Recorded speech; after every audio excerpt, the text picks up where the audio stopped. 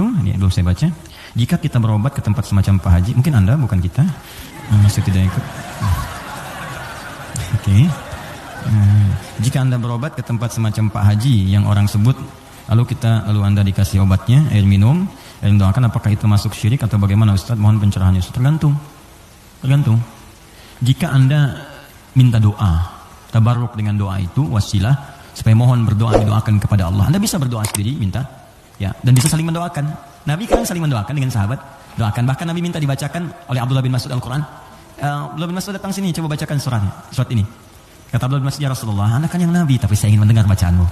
Sesama sahabat saling mendoakan, biasa saling ketemu, doakan, itu biasa. Dan boleh, adabnya boleh. Anda ketemu ulama, minta doa. Dulu kami begitu, bertemu ulama, minta doa, Syekh, doakan kami, doa kami. Sekarang agak beda, orang ketemu Ustaz, minta foto.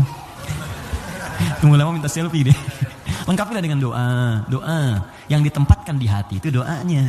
Ya, doanya, minta doa kebaikan. Nah, boleh Anda, silahkan kalau datang. Itu dalilnya diantaranya Quran surah ke-5 tadi, ayat 35. Ya ayyuhalladzina amanu taqullaha wabtaghu ilaihil wasilah. Hai orang-orang beriman, tingkatkan takwamu kepada Allah, cari wasilah untuk mendekat kepada Allah. Apa diantaranya? Kisah yang paling tepat untuk menjawab ini adalah tentang Al-Fatihah itu. Jadi ada seorang yang sakit tadi, ya, kepala suku di Arab, sakit kemudian zaman itu, lalu dia minta kepada para sahabat, ngutus ajudannya, ya, untuk bertanya, ada nggak yang bisa menyembuhkan? Kata sahabat, Allah yang sembuhkan. Datang didoakan dengan baca Al-Fatihah. Itu kan paling gampang. Ketika didoakan itu dengan baca Al-Fatihah, sembuh. Saat sembuh itu dikasihlah kemudian kambing beberapa ekor. Takut, dibawalah kepada Nabi. Ini indah sekali. Dilaporkan kepada Nabi karena takut kambing itu gratifikasi. Tuh, ini bagus sekali. Jadi takut, saya takut salah nih, dibawa ke Nabi. Nabi, tadi ada orang sakit, terus minta bantuan. Saya ingat ajaran Anda, baca Al-Fatihah, saya bacakan. Habis itu dikasih kambing begini. Nabi itu langsung senyum, ketawa, tabassama dhahikan. Gitu ya, kurang lebih. Kata Nabi, tahu dari mana engkau Al-Fatihah bisa punya manfaat seperti itu? Maka kata Nabi, bagikan kambingnya, coba berikan aku bagiannya. Maksud Nabi, yuk kita nikmati sama-sama itu. Silahkan kita nikmati, syukur kepada Allah Subhanahu Wa Taala. Ini artinya dalil yang membolehkan kita datang minta doa misalnya, ya, ke orang saleh, ulama. Tapi syaratnya kita pun berdoa dulu, minta sama Allah. Minta. Lalu Allah lebih senang kita minta kepada Allah dengan bahasa hati kita. Setelah itu kita berwasilah minta pada orang saleh yang baik, minta kebaikan, lalu dia doakan kepada kita semua. Jelas sampai sini? Baik. Kalau ada yang khusus semacam tertentu, ada pengaruh jin atau apa, biasanya dia diangkat tuh, mengangkat sesuatu yang bukan dari tempatnya. Ini bukan dari tempatnya, saya angkat, ini spidol, tempatnya bukan dalam gelas, terus saya angkat. Jin tempatnya bukan di tubuh kita angkat.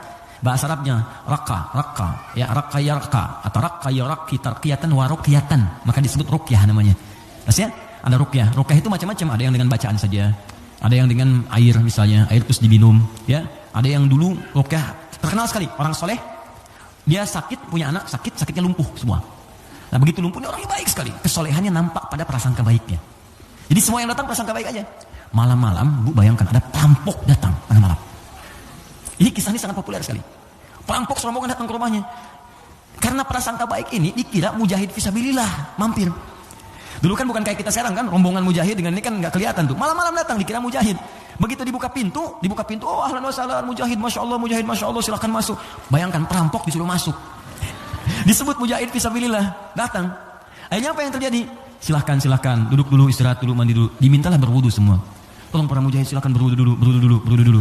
Ya, wudu supaya apa? Salah satunya ternyata di bawah keran itu dia simpan bejana untuk menampung air wudu mereka. Ini kisah nyata, benar terjadi. Jadi bukan rekaan, kisah nyata sampai riwayat kepada kita dan valid riwayatnya. Jadi orang-orang salaf dulu. Di begitu air wudunya tumpah ke situ, dan dia melihat orang-orang perampok tadi, kok ada anak ini nggak bangun. Ya kata mereka ke bapak tadi, ini siapa? Ini anak saya, dia kena lumpuh katanya. Oh gitu, udah duduk, dijamu dengan makan semua. Udah rapi, suruh wudu, makan, pulanglah mereka. Nah, begitu pulang, ini yang menarik. Beberapa pekan kemudian datang lagi. Dibuka lagi mujahid, katanya masya Allah. Yang buka siapa? Yang buka anak yang lumpuh tadi. Buka langsung, kaget loh. Kemarin kan lumpuh dia, sekarang bisa buka katanya kan. Lalu bapaknya keluar nyambut lagi, masya Allah, karena mereka berkahan dari jihad anda, anda bayangkan. Karena positif thinkingnya. Bertanya, ini kenapa bisa sembuh? Air wudu, masih ingat gak air wudu yang pernah engkau pakai itu dalam wudu itu? Saya mandikan kepada anak saya, dengan izin Allah sembuh dia. Perhatikan ketika seorang berprasangka baik kepada Allah Subhanahu Wa Taala akan berubah segalanya.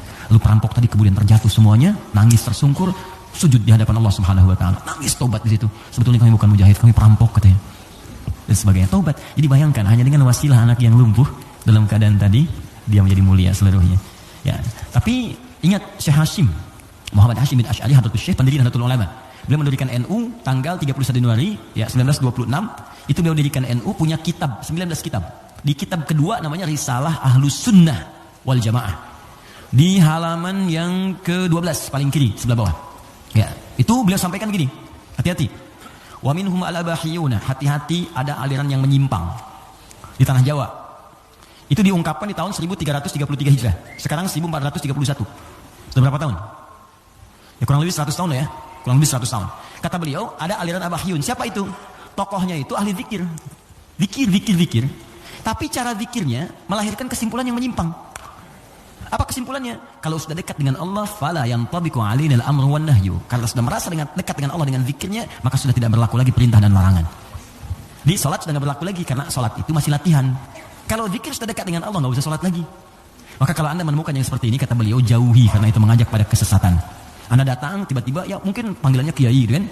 Ya pakai jubah lebih lebar daripada Batman. Kadang-kadang kan tertukar lah sekarang. Sekarang atribut kiai dengan dukun itu disama-samain, ini susah gitu kan? Pakai. Datang, Anda konsultasi, nanya, Anda nggak tahu, karena nggak tahu, tiba-tiba waktu zuhur tiba, Allahu Akbar, Anda tanya, Pak Yai kok nggak sholat dulu kita? Adek ini, kalau Pak Yai fisiknya di sini, rohnya sedang sholat.